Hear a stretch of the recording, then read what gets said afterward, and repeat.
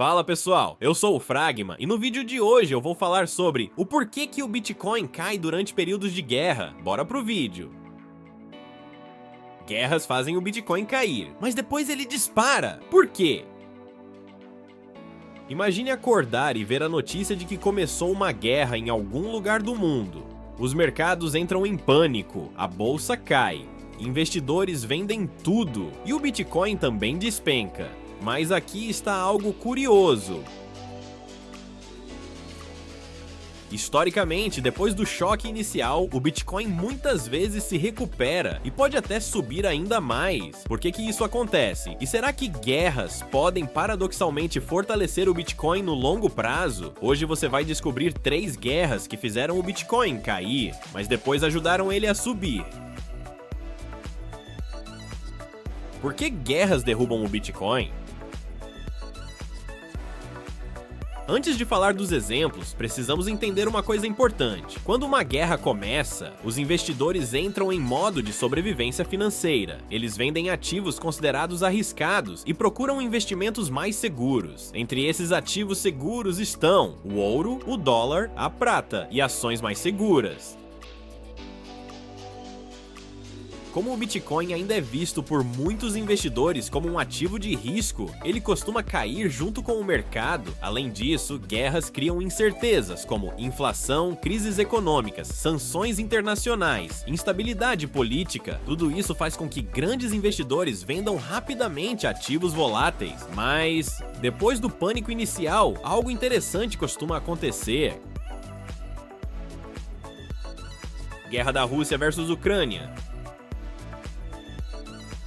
Um exemplo muito claro aconteceu em 2022. Quando começou a invasão da Rússia na Ucrânia, os mercados globais entraram em choque. O Bitcoin caiu rapidamente de cerca de 44 mil dólares para perto de 34 mil dólares. Parecia que o mercado cripto iria afundar. Mas poucos dias depois, algo inesperado aconteceu. Milhares de pessoas na Ucrânia começaram a usar Bitcoin para receber doações internacionais. Ao mesmo tempo, muitos cidadãos russos começaram a usar criptomoedas para proteger seu dinheiro contra sanções econômicas. Resultado, o Bitcoin se recuperou rapidamente. Esse episódio mostrou ao mundo que o Bitcoin pode funcionar como uma ferramenta financeira em tempos de crise. O conflito entre Israel e Hamas.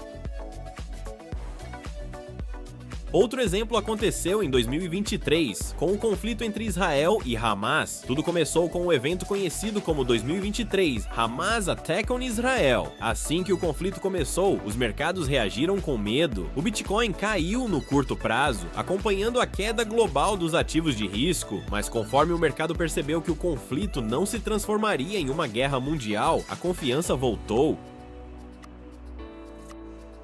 Nos meses seguintes, o Bitcoin entrou em uma forte tendência de alta, ultrapassando 40 mil dólares. Mais uma vez, vimos o mesmo padrão. Primeiro o pânico, depois a recuperação.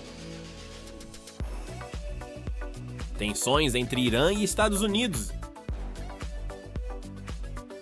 Outro caso interessante aconteceu em 2020. O mundo temeu uma grande guerra no Oriente Médio. Os mercados ficaram extremamente voláteis, mas algo curioso aconteceu. Em vez de cair por muito tempo, o Bitcoin começou a subir. Alguns investidores passaram a enxergar o Bitcoin como uma alternativa fora do sistema financeiro tradicional.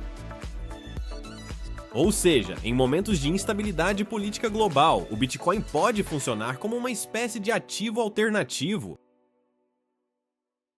E agora, em 2026, outro conflito se inicia entre eles, mas dessa vez com alta probabilidade de uma guerra mais destrutiva, talvez uma possível terceira guerra mundial.